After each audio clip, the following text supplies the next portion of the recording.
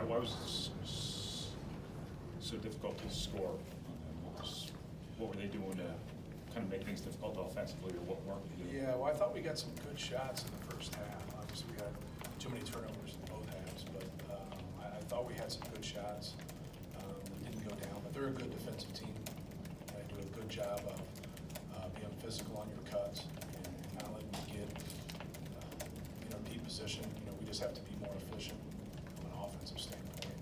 It's tough. Sometimes it comes down to hitting and missing. I think at times that was the case. The other time, I thought their defense was just better than our offense. I can see early on you turn them over quite a bit. Yeah. Convert on the other end. Yeah, we, get them to turn the ball over 10 times in the first half and then only have 20 points.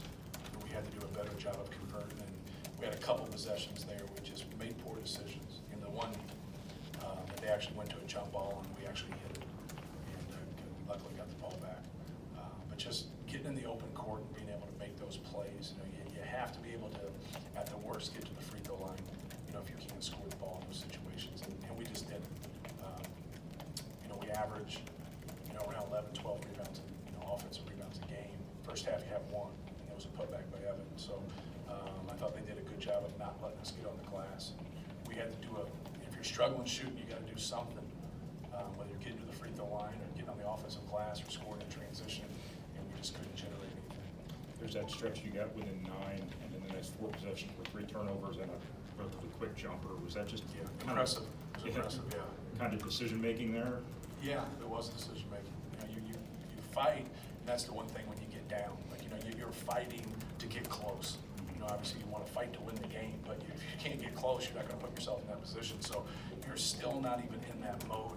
You're at a long 3 possession there at 9 points, and then you have to give yourself a chance. And we just don't give ourselves a chance. You just can't have those empty possessions where you got a bad shot or turnovers that now anytime you're turning the basketball over, now they're going to build that lead. Matt, you guys have played Kyle Young the last 2 years. I wish he was on our team. Well, he has not put an offensive performance like this together for his career. I'm just curious, when you were scouting this team, what you saw from him, and then what you saw from him. Yeah, he gets high praise from me. I physically went and watched him 4 or 5 times myself in 2 years, as sophomore and junior year. So I'm a big fan of Kyle Young. So he gets high praise from me, and I always tell them about guys like that work hard. That put themselves in the position. They run a couple wrinkles to try to get him on the move, driving the basketball. They got us on both of those. He only scored on one of them. He's just active. He's a hard-nosed, tough dude, and he's about winning. You can't have enough guys like Kyle Young on your team. It looked like maybe the bench said there was Even though we were appreciative, he shot some threes. So we were appreciative of that. We didn't like him shooting any 2s. It looked like late in the second half, maybe your bench and the fans got in. Is there something that happened there? Yeah, it's all right. We handled it privately, which it should be. So when things like that happen, I think sometimes they steal the narrative.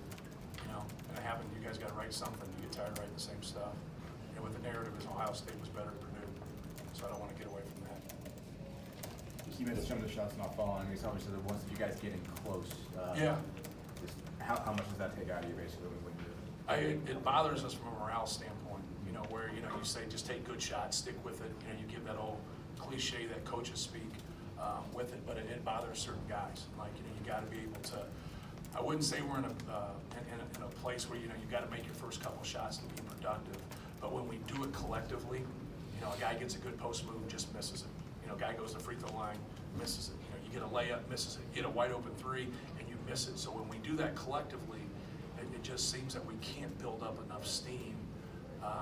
We're saying the right things, we're trying, but we just don't get enough momentum at that. And then we're not good enough defensively to grind it out and score 52 points to win. We're just not.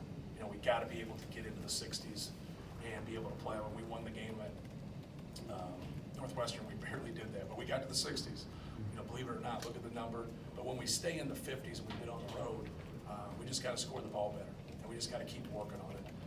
If it was something functional, when you turn the ball over, you don't give yourself a chance. They didn't play great today. Ohio State did. They played good enough to beat us in the way we played. but they also had something to do with that. But they didn't play great today. You know, it was one of those games where, like, if, you know, you could make some shots and get some things going, you know, now you're gonna give yourself a chance. You know, because sometimes they'll play really well, you know, especially at home, where it's just really hard to beat them here. Today wasn't one of those. Coach, how do you think Ohio State has adjusted or managed without Carton? Yeah, you know, we didn't play him with Carton. I've only watched him, Yeah. but I've never really scouted him with him. It makes no sense when you're playing somebody without him to watch games with him. Yeah. Even though I watched a couple. But for the most part, just tried to watch all of them since he had left. He's a really talented guy, you know, hope, you know, everything works out and he gets back. And we had him in USA Basketball. He's really good. He's really good. He's talented. He's a special player. But no, anytime you lose that next guy, Yeah. you know, now other people just has a little bit more responsibility, a little bit more minutes. And so they got a good group. They got good guards, you know, across the board. Matt, your bench guys, 2 for 16 today, shooting 0 for 6. How much does it hurt just not getting any Right. sort of spark during the course of this game? Yeah, you know, we mixed it up just a little bit, you know, from last game, and, you know, had Jihad starting, in which, you know, he gave us, you know, some scoring, 6 for 12, 15 points, him and Evan. But the bench, yeah, we didn't get much from the bench. It really hurts. You know, just across the board, I talked to our team just now about having 9 guys playing, and then when we won that game at Indiana, like I thought our effort was great, but I thought nobody was great in how they played. But I thought everybody was good, like to average, above average. Nobody was poor. Like, you know, at some point when you play, especially if you're in a role, like you come off the bench, like you got to come in and be solid. Sometimes you're not doing a whole bunch of things, but you're not doing bad things. That's hard sometimes for guys to understand. Like, just, you know, play my role, do little things, and be solid. Then you look at their numbers, and they play 15 minutes, and maybe they didn't shoot it, or they shot one time, and they don't have that feeling of, like, I helped the team. But as you start to mature, you realize how important that is. We didn't get that tonight. And they're like the game at Indiana, we got that. You know, and we had good balance, and we had guys helping in other areas. We just have to be able to be better collectively. What do your bigs have to do, or what does your team have to do to help your bigs be more productive? When you lean on scoring, you know, you want those guys to get, you know, the basketball. You know, Travion is such an unselfish player, such a great passer. He puts those guys in good spots. He allows them to get shots. He allows them to get people in closeouts after he kicks it out, and then they can drive the basketball. So, you know, we like for him to actually be more aggressive when he's one-on-one.